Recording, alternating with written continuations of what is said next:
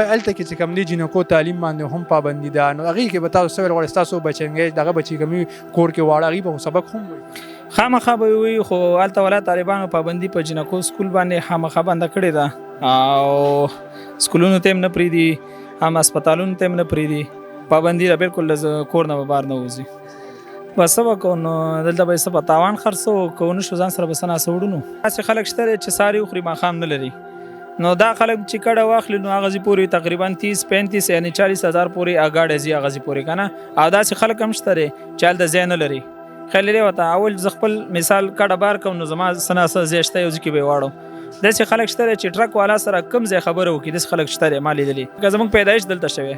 موږ لا تر اوسه افغانستان کې ما راته ویلي موږ بیخي تللي نه یو زموږ پیدایش دلته وشو زموږ بچي دلته پیدا شو 45-40-50 کالونه دلته موږ پراته یو موږ بیخي لا تر اوسه افغانستان نه دی لیدلی دا راته ووایه تاسو افغانیان چې کوم دی پاکستان نه لیږي نو څنګه څه تیاری هم کړی دی نو انشاءالله لا تر اوسه خو موږ ته یې څه نه دي ویلي او چې خامخا تیاری به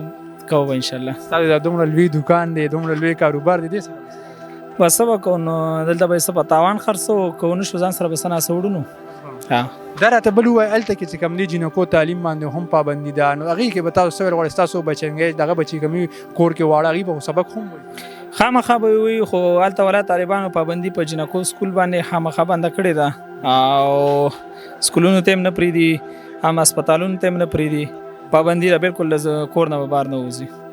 نور دا راته داسې ووایه چې لکه ډېرو خلکو سره مونږ پرونه بل ورځ خبرې کولې هغوی چې مونږ سره کرایي قدرې هم نشته چې مونږ بل ملک ته لړ شو نو هغې خلکو ته به څه به کوې څومره ګرانه ده ورته والا رښتیا خبرې داسې خلک شته دی چې ساري وخوري ماښام نه لري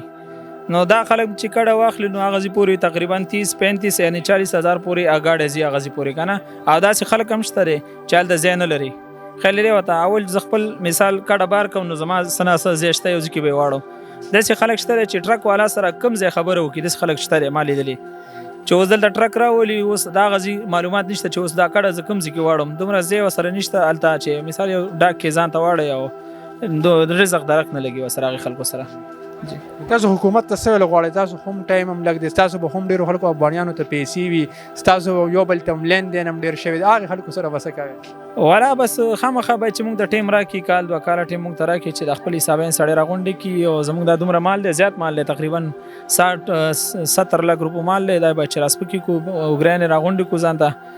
او قرضونه راسپک کړو باید چې بیا موږ لاړ شو ځکه زموږ پیدایش دلته شوی موږ لا تر اوسه افغانستان کې ما راته ویلي موږ بیخي تللي نه یو زموږ